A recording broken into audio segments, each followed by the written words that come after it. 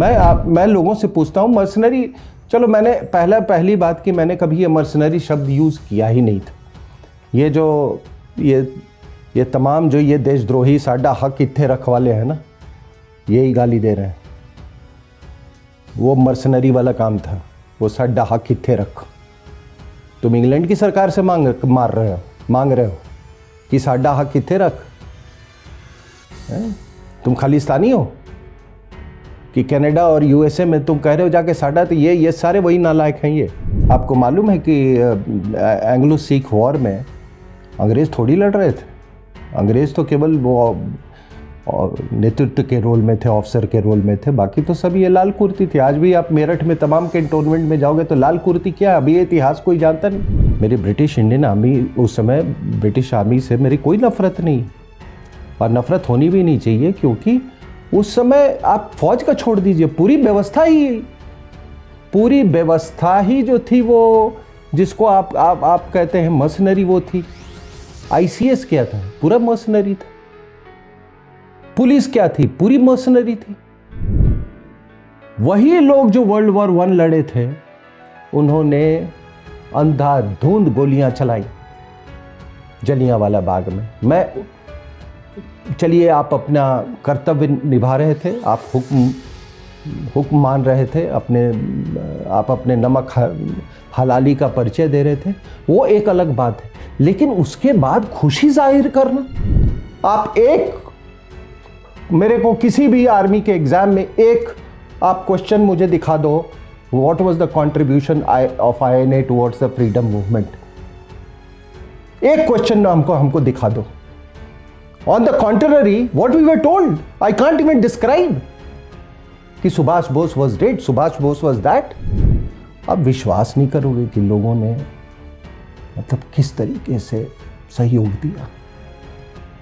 महिलाएं अपना चेन निकाल के, ठेला वाला अपना जो भी उससे बन पड़ा, मतलब लोग ऐसे लगता था कि उन्होंने एक आह्वान दिया, और आप समझ नहीं सकते हो कि कितना पैसा all over the sub continent and in south east Asia, वो मर्सनरीज के लिए नहीं था। वो हमारे लोगों ने सेकेंड वर्ल्ड वॉर के लिए तो पैसा नहीं दिया ना।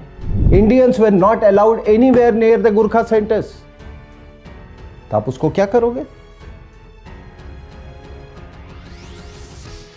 Because they treated you like mercenary and you accepted. दुनिया की कौन सी सरकार है जो सड़क और हवाई अड्डा नहीं बनवाती है साहब? लेकिन सरकारों को यह भी तय करना होता है कि उस सड़क पर विचारधारा कौन सी दौड़ेगी। और ये तो थे, ये भूखे नंगे थे, ये ब्रिटेन वाले। आप अगर 14वीं 14th 15th सेंचुरी का अगर आप पूरा हिस्ट्री पढ़ लो, ये तो भूखे नंगे थे। आपको मालूम है, कंघी भी नहीं करते थे, इनके पास कंघी नहीं होती थी। ये तो हमारे यहां से पैसा जाना शुरू किया, तब यूरोप का रिनासां शुरू हुआ। This is RSN Singh, you are watching defensive offence. 8 अगस्त 1942 क्विट इंडिया मूवमेंट लॉन्च किया गया। जिस दिन ये लॉन्च किया गया, उसी दिन कांग्रेस के जितने शीर्ष के नेता थे, उन लोगों ने अपने आप को गिरफ्तार करवा लिया। वो सब एक ही जगह पे थे, गिरफ्तार हो गए। अब 8 अगस्त 1942 से लेके जब तक द्वितीय महायुद्ध वर्ल्ड वॉर 2 ख़त्म नहीं हुआ, कौन हिंदुस्तान की आज़ादी के लिए जद्दोजहद कर रहा था? सिर्फ एक व्यक्ति, जिसका नाम था Netaji Subhash Chandra Bose. Quit India movement तो वो डैम्प स्क्विब जिसको बोलते हैं ना, लीडरलेस हो गया था, नेतृत्वहीन हो गया था। तो वो अपने अपने डायरेक्शन में थे, कुछ लोग चला रहे थे, लेकिन उसमें कोई दिशा नहीं थी, क्योंकि शीर्ष नेतृत्व जो है जेल में थी। तो एक आदमी पूरे दुनिया भर में ये जंग, आज़ादी की जंग लड़ रहा था, और उसने इतने छोटे से वक्त में एक सेना तैयार की, एक सरकार का गठन किया। वो सरकार जिसको 9 से और 10 से ज़्यादा जितने एक्सिस पावर्स थे, सबने उसको मान्यता दी। उसने अपना करेंसी जारी किया, उसने अपना स्टैंप जारी किया, उसने अपना एंथम बनाया, उसने अंडमन्स में पार्शियल गवर्नेंस किया। तो आज़ादी तो वहाँ डिक्लेयर हो गई थी। बाद में वो व्यक्ति जब स्टेज से एग्जिट कर जाता है या उसको एग्जिट करवाया जाता है, तो उनके लिए सिर्फ एक बड़ा आसान काम था ट्रांसफर ऑफ पावर। आज़ादी की तो घोषणा उन्होंने ही कर दी थी। अब इसके पीछे कई माने लगाए जाते हैं, और वो वही अभी जो बातें खुल के आ रही हैं कि आपने कहा, जो कि हमेशा कहा जाता है कि गांधी ने कहा कि हमको तो बिना खड़ग बिना ढाल के मिल गई आज़ादी। तो 60,000 में से 26,000 आज़ाद हिंद फौज के लोग शहीद हुए थे। कितनी बड़ी कुर्बानी थी। और वो 26,000 की कुर्बानी व्यर्थ नहीं हुई थी। वो चाहे उसको जितना भी दबाया गया हो, लेकिन वो एक लॉ की तरह वो सारे हिंदुस्तानियों के दिलों को उसमें उसने आग लगा दी थी। और तभी आपको मालूम है कि जबलपुर में जो म्यूटनी हुई, नौसेना में म्यूटनी हुई, वो सारा का सारा एक ऑस्मोसिस था ये नेताजी सुभाष चंद्र बोस के आईने का। और तब अंग्रेज़ों ने ये एहसास किया कि हमारा जो मेन इंस्ट्रूमेंट था, जिसके द्वारा हम रूल करते थे, वो इंस्ट्रूमेंट ही मेरा गड़बड़ हो गया है। उस पर भरोसा नहीं किया जा सकता है। आजकल एक बड़ी चर्चा हुई मर्सनरीज़ की, कौन मर्सनरी है और कौन नहीं मर्सनरी है। तो आपको मैं बता दूं कि किसी भी समय अंग्रेज़ों की संख्या हिंदुस्तान में 80,000 से ज़्यादा नहीं हुई थी। किसी भी समय 80,000 से लेके, और उस समय मैं जब आज़ादी मिली थी तो चलिए 30 करोड़ 33 करोड़ हमारी आबादी थी।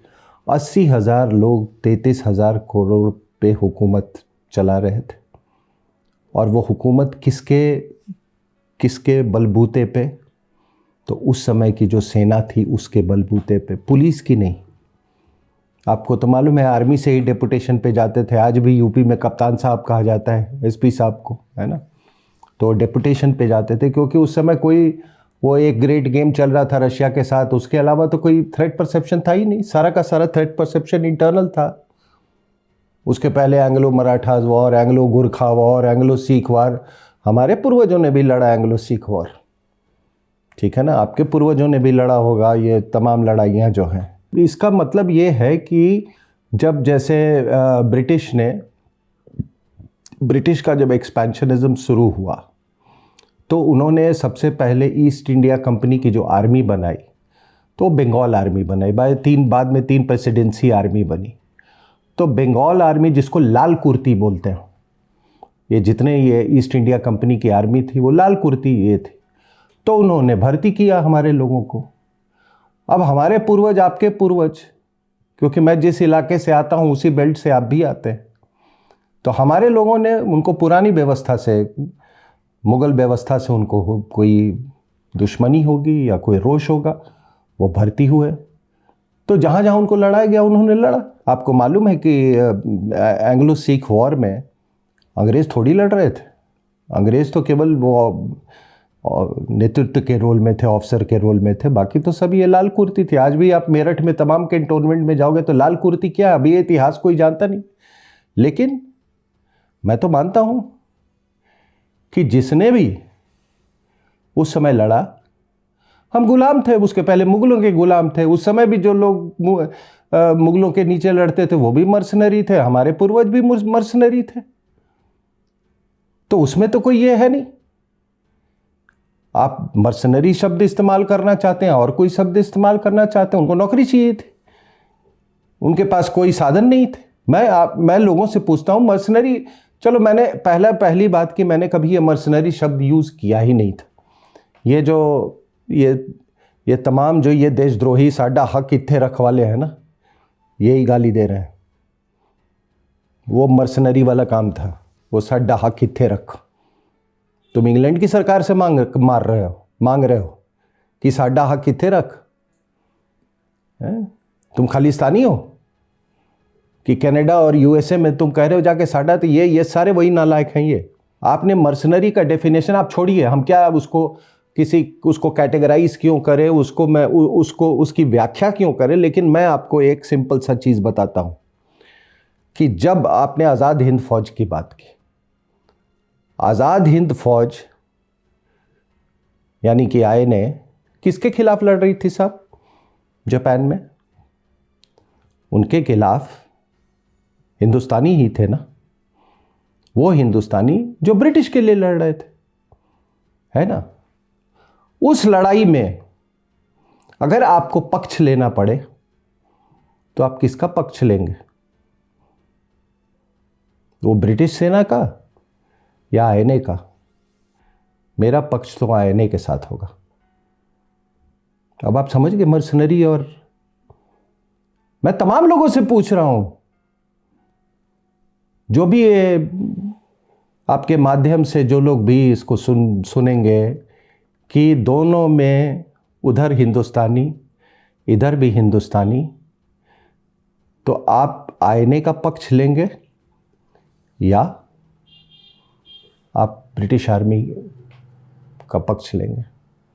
आपको पता चल जाएगा। मैं तो सुभाष बोस के आईएनए के साथ हूँ। उस लड़ाई में मेरी कोई नफरत नहीं है। मेरी ब्रिटिश इंडियन आर्मी, उस समय ब्रिटिश आर्मी से मेरी कोई नफरत नहीं, और नफरत होनी भी नहीं चाहिए, क्योंकि उस समय आप फौज का छोड़ दीजिए, पूरी व्यवस्था ही जो थी वो, जिसको आप कहते हैं मर्सनरी, वो थी। आईसीएस क्या था? पूरा मर्सनरी था। पुलिस क्या थी? पूरी मर्सनरी थी। और अगर आप उसको देखें कि ये मर्सनरी एटीट्यूड का इसका फर्क क्या हुआ, कि जो हमारी जो सुरक्षा सेनाएं थी उस समय मिलिटरीली प्रीडोमिनेंट थी, या जो हमारा आईसीएस था, वो हुआ क्या कि वो अंग्रेज निकले और अंग्रेज इनको बड़ा बुली करते थे साहब। बुली इन द सेंस कि आप फौज में पहले तो आपको मालूम है 1922 में हल्का हल्का स्टार्ट हुआ। वर्ल्ड वॉर 1 में कोई अफसर में नहीं लेते थे। और आपको एक और बात बता दूं मैं, 1885 में एक लेफ्टिनेंट कर्नल की पे 1100 रुपये थी, और एक सिपाही की पे थी 15 रुपये महीने। आप समझ रहे हो? तो मैं ये नहीं कहता हूं कि ये मर्सनरी थे, लेकिन उन्होंने एक मर्सनरी सेना तैयार की थी। और जलियांवाला बाग में, अब चलिए आपने वर्ल्ड वॉर 1 में जीता, इंडिया गेट के उसमें आ गया, नाम आ गए, लेकिन उसी वर्ल्ड वॉर 1 के बाद क्या होता है? वही लोग जो वर्ल्ड वॉर 1 लड़े थे, उन्होंने अंधाधुंध गोलियां चलाई जलियांवाला बाग में। चलिए आप अपना कर्तव्य निभा रहे थे, आप हुक्म मान रहे थे, आप अपने नमक हलाली का परिचय दे रहे थे, वो एक अलग बात है। लेकिन उसके बाद खुशी जाहिर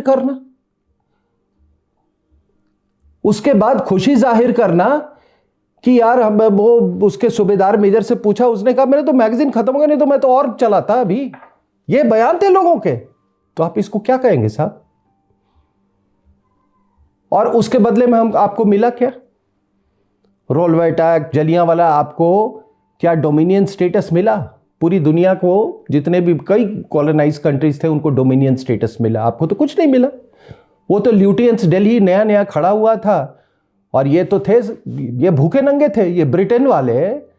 आप अगर 14वीं 14th-15th सेंचुरी का अगर आप पूरा हिस्ट्री पढ़ लो, ये तो भूखे नंगे थे, आपको मालूम है, कंघी भी नहीं करते थे, इनके पास कंघी नहीं होती थी।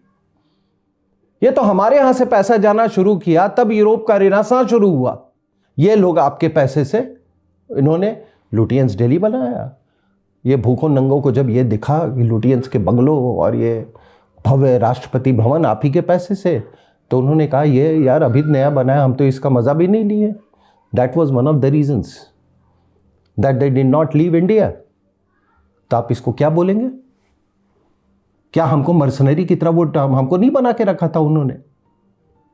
आपको मालूम है 1857 के बाद इंडियंस का आर्टिलरी में बैन हो गया था। वो फिर बाद में ये 30s में जाके रिवाइव हुआ। They were not commission in regiment of artillery. तो क्या उन्होंने मर्सनरी सेना तैयार की थी कि नहीं की थी? दूसरी बात, आपको मालूम है आज ये सारे ये सड्डा हक इत्थे रखवाले ये अंग्रेजी बोलते फिरते हैं, कई इसमें गुरखा रेजिमेंट के। अरे तुम्हारे 47 के पहले तो तुमको गुरखा रेजिमेंट को इनको नजदीक नहीं जाने दिया गया था। Indian officers were never commissioned इनको गोरखा रेजिमेंट्स। वो अपने गुरखा को लेके अच्छे अच्छे हिल स्टेशंस पे उनके आप देखो, तमाम सेंटर्स देखोगे, वहां पर Indians were not allowed anywhere near the Gurkha centres. तो आप उसको क्या करोगे?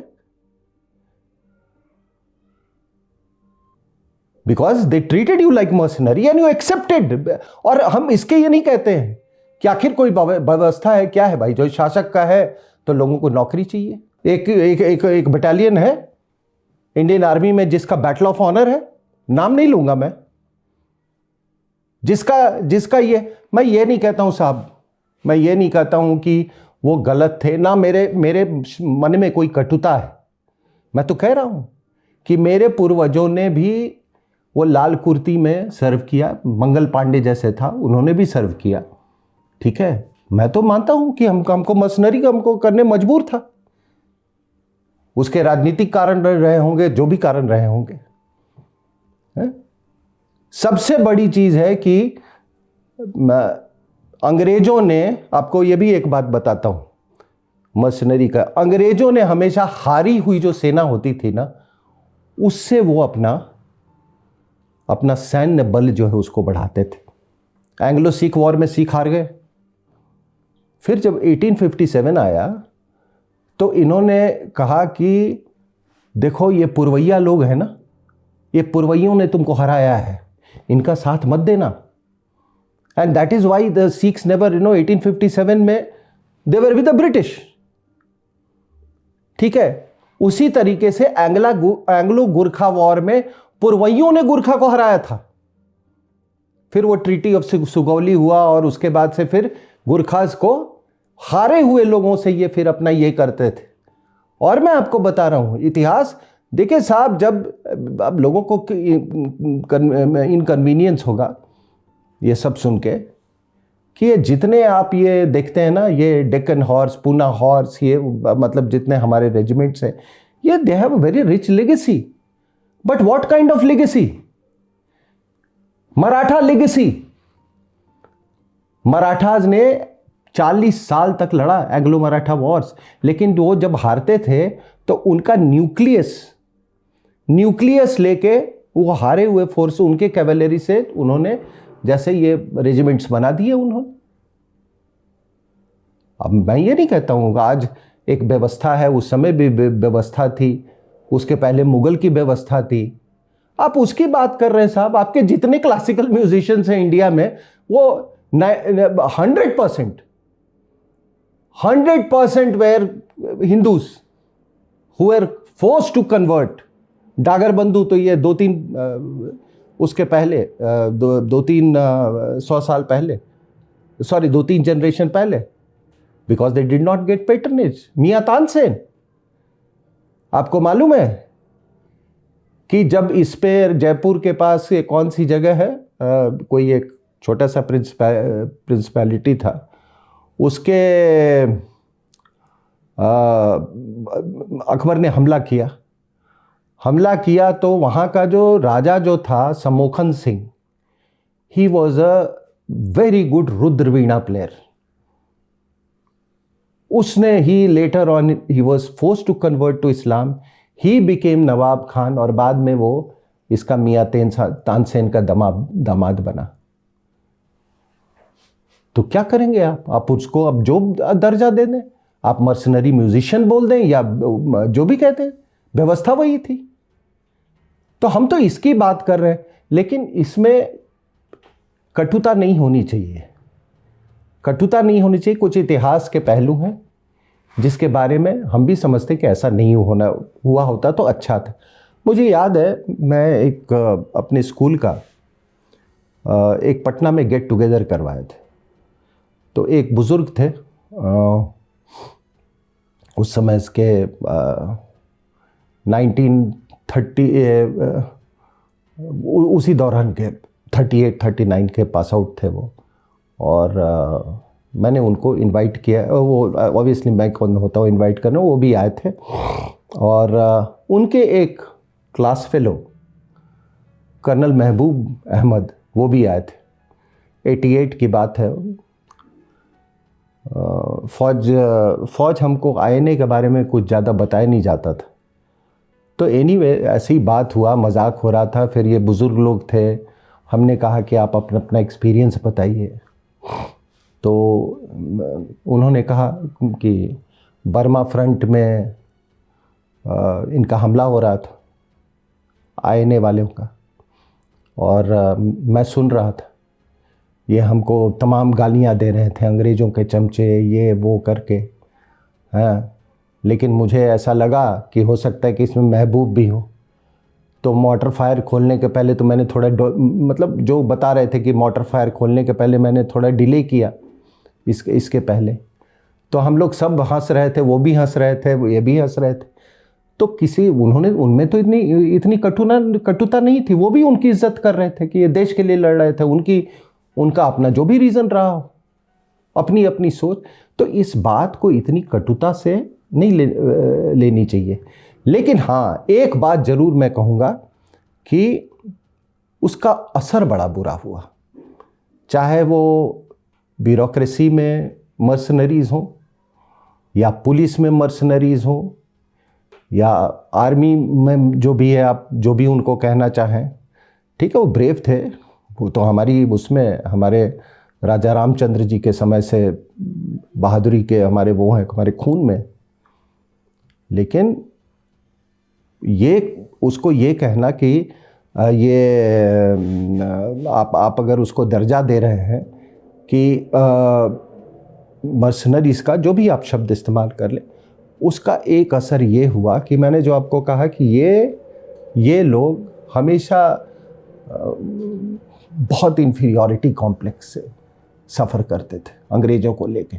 उनके तरह बोलना, उनके तरह कपड़े पहनना, उनके तरह वो करना, हाँ, उनके गाने गाना, उनके ट्यून, मतलब तमाम उनके गेम्स खेलना, वो सारे एक इन्फीरियॉरिटी कॉम्प्लेक्स था. तो जब वो गए तो चीज़ें वहीं रह गई. वो इन्फीरियॉरिटी कॉम्प्लेक्स फिर उन्होंने आज़ादी के बाद अपने ही लोगों पे थोपना शुरू कर दिया, और वहीं से करप्शन शुरू हुआ. क्योंकि उन्होंने, वो तो माइंडसेट में वो अंग्रेज़ थे, उनको एप करना चाह रहे थे, कॉपी करना चाह रहे थे. इसीलिए उन लोगों ने कभी अपना समझा ही नहीं अपने लोगों को. और करप्शन क्यों होता है साहब? करप्शन का एक ही कारण है कि जब हम किसी को अपना नहीं समझते हैं ना, तो हम उसी से पैसे लेते हैं. आप किसी ओहदे पे हो, आप अपने छोटे भाई से तो पैसे नहीं लोगे ना, लेकिन दूसरे से ले लेते हो आप, क्योंकि उसको आप अपना नहीं समझते हो. तो उसकी बुनियाद वहीं से शुरू हुई है. माफ़ कीजिएगा, एक कहावत है ना, सॉरी फॉर माई लैंग्वेज, सक अप पिस डाउन. अंग्रेजी में कहावत है, हिंदी में बोलूँगा तो इसका शायद बड़ा गंदा लगेगा सुनने में, बट वो एटीट्यूड था. और इसीलिए आज वो जो ये वाले जो है ना, ये पिस डाउन वाले, उनको इस बात की बड़ी तकलीफ हो रही है कि अब लोग उनको हकीकत कैसे पता चल रहा है. दूसरा, आपने कहा मर्सनरी का और उसमें आपने डिफरेंस पर ये पूछा। साहब आप कौन होते हैं डिफाइनर, मैं कौन होता हूँ डिफाइन करने वाला? जनता तो खुद डिफाइन कर देती है। फ़र्क, आपने आईने के बारे में पूछा। आईने का जब उसको जब क्रिएट किया जा रहा था, उसको जब खड़ा करते समय आप विश्वास नहीं करोगे कि लोगों ने मतलब किस तरीके से सहयोग दिया। महिलाएं अपना चेन निकाल के, ठेला वाला अपना जो भी उससे बन पड़ा, मतलब लोग ऐसे लगता था कि उन्होंने एक आह्वान दिया और आप समझ नहीं सकते हो कि कितना कितना पैसा all over the sub continent and in south east Asia. वो मर्सनरीज के लिए नहीं था, वो हमारे लोगों ने सेकेंड वर्ल्ड वॉर के लिए तो पैसा नहीं दिया ना। सब्सिडरी अलायंस था, इनको दे वर बाउंड बाई लीगल, वो उन्होंने पूरा एग्रीमेंट साइन किया। महाराजा ऑफ जोधपुर ने वो एक पूरा अपना जोधपुर लांसर्स दे दिया। महाराजा ऑफ दरभंगा ने I think he donated 6 fighter aircraft. मैं सिर्फ इतना ही कह रहा हूँ कि राजनीतिक रूप से, आर्थिक रूप से अंग्रेज़ों ने आपको मर्सनरी बनने पे मजबूर किया। और कल भी अगर कोई इन्वेडर होगा, बाहरी ताकत होगी, वो भी आपको मर्सनरी बनाएगी। जो लोग हमारे खालिस्तानी और जो कनाडा और इसमें हैं, वो ऑलरेडी प्रोसेस आप देख रहे हैं शुरू में है। मैं तो हैरान हूँ, Chandigarh boy commissioned into the US army. अरे क्या है यार, is it an occasion to celebrate? so and so Gurdev Singh something, head of Singapore Navy, is it an occasion to celebrate? I consider them mercenaries। तो वही होगा। 1-2 generation के बाद आप देखें, एक ही जनरेशन के बाद आप देखिएगा। मैं तो ये सारे यूरोपियंस की सेना मैंने देख चुका है ना। मैन पावर की बड़ी क्राइसिस है, यही लोग बनेंगे और ये आपके खिलाफ लड़ेंगे भी। तो आप किसको ये कर रहे हो? यहाँ से जो ये जो रोना रो रहे हैं ये कि हमको मर्सनरी बोल दिया। आप बताइए ना साहब, हर साल फौज से कितने लोग फॉरेन कंट्रीज में जा रहे हैं? मैं तो जब से कमीशन हुआ तब से देख रहा हूं। तो उनके बच्चे क्या वहां पर सब फिजिक्स और ये करेंगे? उसमें कोई सेना में भी जाएगा ना,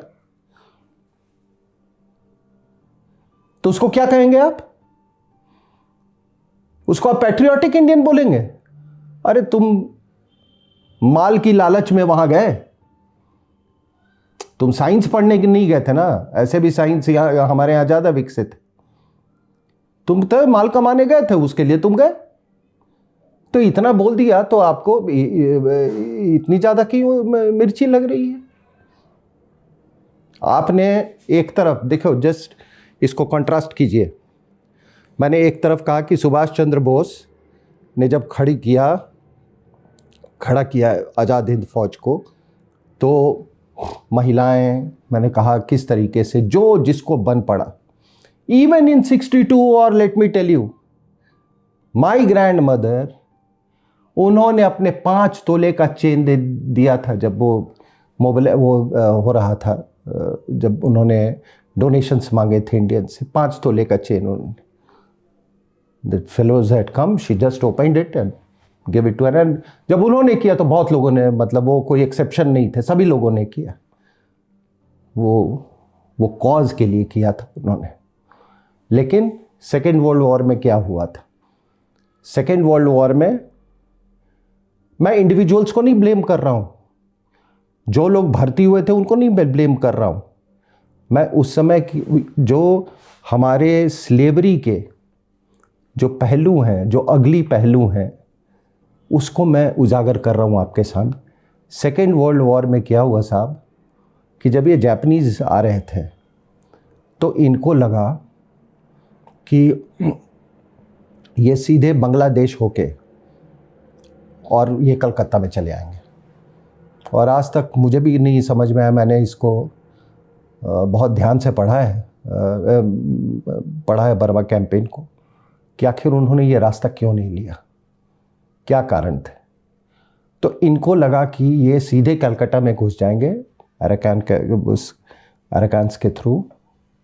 तो इन्होंने जितने नाव थे या तो उसको डिस्ट्रॉय कर दिया या उसको जब्त करके रख लिया। आपको मालूम है बांग्लादेश एक रिवराइन टेरेन है। अगर आप बांग्लादेश के ऊपर से फ्लाई करेंगे ना तो आप केवल नदियाँ ही नदियाँ देखेंगे। There are 260 major and minor rivers. तो इसलिए वहाँ पर मेन जो ट्रांसपोर्टेशन कम्युनिकेशन का जो मीडियम था वो बोट्स था। डू यू नो, लोग अब जब आपके वो गुड्स नहीं इधर से उधर ट्रांसपोर्ट हो रहे हैं, लोग भूखे मर गए। at least a million died in that artificially created famine। और जो भी वहाँ का जो अनाज था सरप्लस, वो सारा का सारा अनाज चला गया वो इन वर्ल्ड वॉर 2 एफर्ट। तो आप दोनों को कॉन्ट्रास्ट कर लीजिए। Now you tell me you are on which side. कल मैं टेलीविजन पे देख रहा था, बड़े बड़े लोग बड़े बड़े बातें कर रहे थे। अरे साहब, मैं फौज में रहा हूं। हमने जब कमीशन हुआ, एक फील्ड मार्शल स्लिम की किताब है डिफीट इनटू विक्ट्री, तो वो तो मैं थोड़ा बहुत इंडियन मिलिट्री एकेडमी में पढ़ा था, उस समय कम ही बात समझ में आती थी, लेकिन जो भी समझ में आया मेरे, तो उसमें हमको you will be surprise to know कि दैट ये field marshal Slim had the gall to call INA rag tag soldiers, JIFs. कोई कंटेस्ट नहीं किया। India should have protested, Indian army should have protested. आप एक मेरे को किसी भी आर्मी के एग्जाम में एक आप क्वेश्चन मुझे दिखा दो, what was the contribution of INA towards the freedom movement. एक क्वेश्चन हमको दिखा दो। On the contrary what we were told, I can't even describe कि Subhash Bose was dead, Subhash Bose was that, because there जो ये रो रहे हैं ना, जिन लोगों का आपने फोन पे नाम लिया, ये साले, sorry, I am very sorry for this thing, ये वही लोग हैं जिनके पूर्वजों ने ये प्रोपगेट किया है। इतनी गंदी गंदी बातें ये सुभाष चंद्र बोस के बारे में। आप इनसे पूछिए उसमें क्या वो डिफीट इनटू विक्ट्री में कितना डिस्पैरेजिंग वे में सुभाष चंद्र बोस के बारे में लिखा हुआ है, और इसको इन्होंने प्रोपगेट किया। मैं जिस स्कूल का पढ़ा हुआ हूं, it produce the first Paramvir Chakra and the first Victoria Cross. अब विक्टोरिया क्रॉस जो जीतने वाले थे उनका नाम था जनरल PS भगत। बहुत बहुत शानदार व्यक्तित्व, बहुत शानदार सोल्जर और बहुत शानदार एडमिनिस्ट्रेटर। उन्होंने बाद में दामोदर वैली कॉरपोरेशन का उनको हेड बनाया गया था, और उस समय एक मैगजीन निकलती थी इलस्ट्रेटेड वीकली ऑफ इंडिया, उसमें ये लिखा हुआ था कि the general swung his baton and power flowed, and till today people remember general Bhagat and for his contribution in 1971 war. तो अभी इंडिया इंटरनेशनल सेंटर में कोई फंक्शन था, तो उनकी जो पुत्री थी, उनकी बेटी, उनसे किसी ने मुझे मिलवाया, तो मैंने उनको बोला कि और father was from my school, ये वो। तो उन्होंने कहा कि I am writing a book on my father. I said yes you must. लेकिन मैम बोला, मैडम एक चीज़, please carry a separate chapter on your uncle Tony Bhagat. General Bhagat had a brother, Colonel Tony Bhagat, who was from our school. He was Sword of Honor Indian Military Academy. और second world war में ही had joined INA। अब INA join किया तो उनका तो मतलब career खत्म। I said he was no less a soldier. देखिए साहब, आप अपनी पूरी भविष्य बलिदान कर दें, इससे बड़ा बलिदान कोई नहीं होता है। और मैं आपको बता रहा हूँ वैभव जी कि मैं उनसे ऐसे, कोई उनको पहचानता नहीं था स्कूल में। One day I was having, he said, I'm Colonel Tony Bhagat, I joined INA, ये वो, and then he told me that General Bhagat was my brother. I said, look at this. ये सारा narrative का खेल है, ये सारा narrative का खेल है सर। तो मैं उस नजरिए से, अब कुछ लोगों ने उसमें बढ़ा कि अच्छा, सो यू सेड कि Manik Shaw was a mercenary, general Bhagat was a mercenary. Come on यार, वो मैं नहीं कह रहा हूं। मैं बोला कि उस समय की सारी व्यवस्था ही ये थी। बट पोस्ट इंडिपेंडेंस, आप कैसे जानते हैं जनरल मानिक शॉ को? आप किस रूप में जानते हैं जनरल मानिक शॉ को? Man who gave you victory in 1971 war, ठीक है ना? अगर वो 71 की लड़ाई में अगर वो विक्ट्री नहीं दे रहे, he would have been just another general. हम लोग उनके पोस्ट इंडिपेंडेंस जो उनका कंट्रीब्यूशन है, हम उसके लिए हम जाने जाते हैं। सिमिलरली आईसीएस ऑफिसर्स जिन्होंने पोस्ट इंडिपेंडेंस कुछ अच्छा काम किया, वो अच्छे काम के लिए जाने जाते हैं। लेकिन वो एक अध्याय था, हम उस अध्याय के बारे में ही वो जब आप किसी आदमी की, जनरल मानिक शॉ जैसे पर्सनैलिटी की जब आप विश्लेषण करते हैं तो आप कहते हैं कि यार he fought very well bravely in second world war also, bravely, but his contribution in 70 victory would not have been possible, say you can say that, without general Manik Shaw. तो हम तो पोस्ट इंडिपेंडेंस, तो वही तो जनरल बख्शी ने कहा कि आप इसको फॉल्स इक्विवेलेंसेस आप कैसे बना सकते हैं इसको, ये हमारा ये है। तो ये नैरेटिव करेक्ट हो रहा है। लेकिन ये जो बकवास कर रहे हैं ये आके यहाँ पे, मैंने टीवी पे सुना, ये बहुत सारे, ये इनसे पूछना, मैं तो बोला तो कि एक बार इनको बता दो, एक क्वेश्चन दिखा दें किसी भी आर्मी के एग्जाम में, प्रमोशन या कॉम्पिटिटिव एग्जाम में, कि व्हाट वाज द कंट्रीब्यूशन।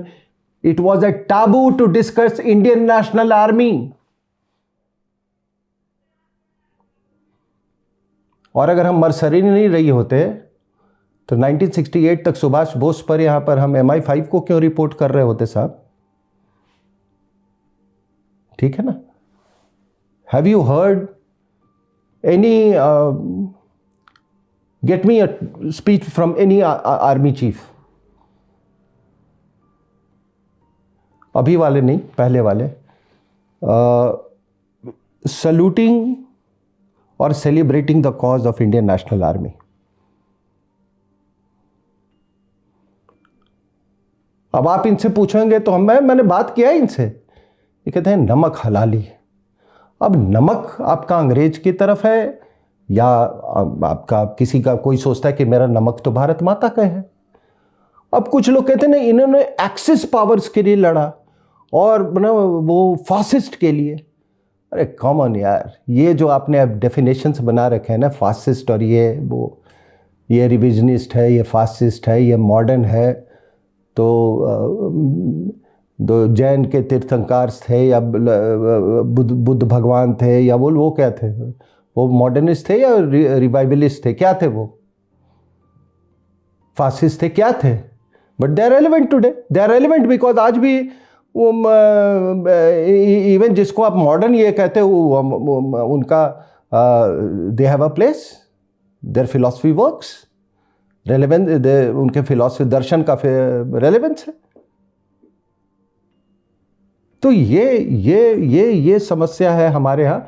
ये नैरेटिव अब है क्या कि वो जनरेशन तो अभी गई है साहब, जो मैं ये कह रहा हूँ ना, ये फ्रॉड्स वाली जो जनरेशन थी, आधे they were torn between the two worlds. वही चीज़ें, अब ऑक्सफोर्ड किसी को भेज दो तो वो बहुत बड़ा आदमी बन के आ गया है, कोई MRCP करके आ गया तो वो बहुत बड़ा आदमी है। अखबारों में तो पहले मैं पटना में देखता था कि ये लौट रहे MRCP करके, ये MRCOG करके ये महिला लौट रही हैं। Today do you know my daughter is a doctor. आज ये कहते हैं कि नहीं बेटा, आप जहाँ हो वहीं आप बैठे रहो, वहीं से एग्ज़ाम दे देना, ठीक है, हम आपको, आप इतने पैसे जरूर ले लेंगे ये इतने, और अपने आप को रेलेवेंट करने के लिए क्या करेंगे कि ये बोलेंगे कि एप्लीकेशन का बस विंडो 15 मिनट का है, तो 15 मिनट में जो भर गया था, नेचुरली लोग, that's a way of I mean generating that respect. But कुछ नहीं बच गया, खोखले हैं ये, खोखले हैं, और वैसा ही खोखले लोग इनका ये चला रही है।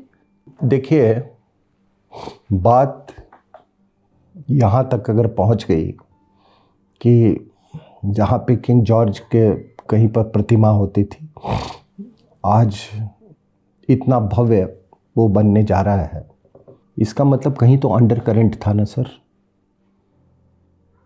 कहीं तो अंडर करंट था। वो अंडर करंट, उसको एक रास्ता मिल गया, और रास्ता मिलता है जब आपकी जो व्यवस्था है वो बदल जाती है। तो एजुकेशन, देखिए ठीक है, आपका कहना बिल्कुल सही है कि किताबों में क्या लिखना चाहिए, लेकिन आप ये समझिए कि कितना बड़ा सिंबॉलिज्म है।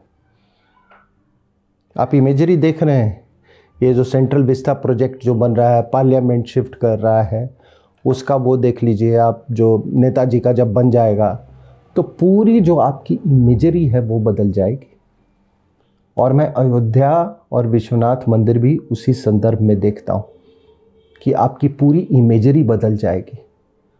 और सरकारें केवल, देखिए दुनिया की कौन सी सरकार है जो सड़क और हवाई अड्डा नहीं बनवाती है साहब, लेकिन सरकारों को यह भी तय करना होता है कि उस सड़क पर विचारधारा कौन सी दौड़ेगी। समझ रहे हैं आप मेरी बात? नेशन बिल्डिंग सड़कों से होता है, लेकिन अगर सड़कों से आपके यहाँ सिंगू बॉर्डर वाला अगर तमाशा देखने को मिले तो उससे राष्ट्र का निर्माण नहीं होता है।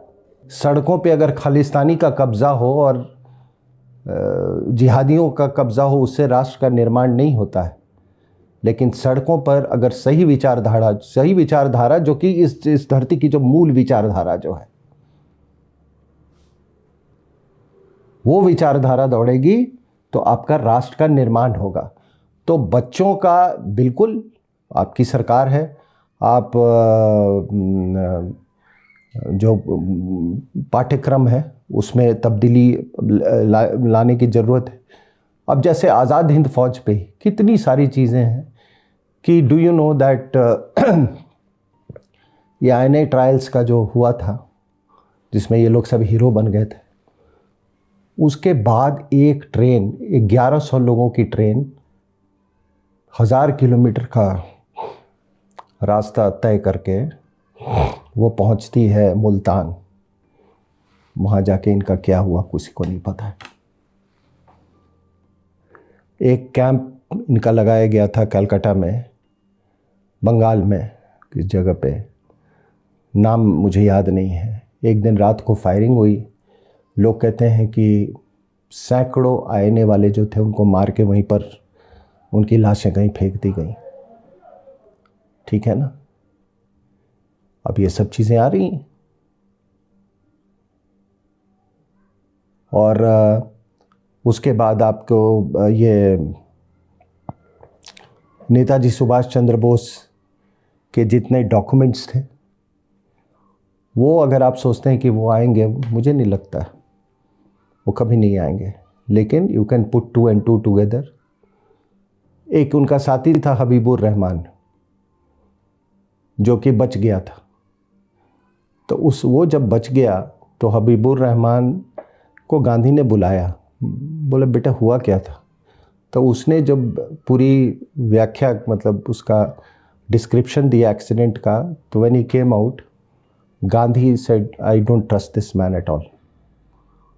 वो हबीबुर रहमान जिसका फादर कोटा का शायद प्रधानमंत्री था, he later on went to Pakistan and he was one of the key persons जिसने ऑर्गेनाइज किया था ये जो ट्राइबल्स को मतलब ट्रेनिंग और आर्म्स देने में। तो ऐसे भी लोग थे। लेकिन जितने लोगों ने धोखाधड़ी की थी नेताजी सुभाष चंद्र बोस के साथ, सबको नेहरू ने रिहैबिलिटेट किया। एक भोंसले था, उसको मंत्री बनाया गया। ये शाहनवाज खान ये पेशावर का रहने वाला था। इन 1965 war his son was fighting for Pakistan army, ठीक है ना। यहाँ नेहरू ने बोला यहाँ तुम आ जाओ मंत्री, सो एवरीबडी वॉज रिवार्डेड। तो इतिहास अपने आप आ रही है। पाठ्यक्रम से ज़्यादा, पाठ्यक्रम तो चलो बच्चों को जो पढ़ाया जाता है इम्प्रेशनेबल माइंड से, लेकिन उससे ज़्यादा है कि इन चीज़ों पे रिसर्च होनी चाहिए। ये किताबें लोग अब रिसर्च कर रहे हैं। होता क्या है कि जब फ़िज़ा बदलती है,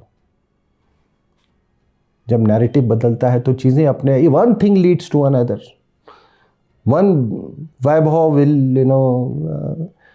will spawn so many vaibhavs all around that you must be watching. हमने तो जब शुरुआत की थी टेलीविज़न में हम तो अकेले थे, लेकिन आज आप देख लीजिए। तो इसको कोई नहीं रोक सकता साहब, ये जस्ट एन आइडिया, जिसको कहते हैं ना idea whose time has come, उसको कोई नहीं रोक सकता है।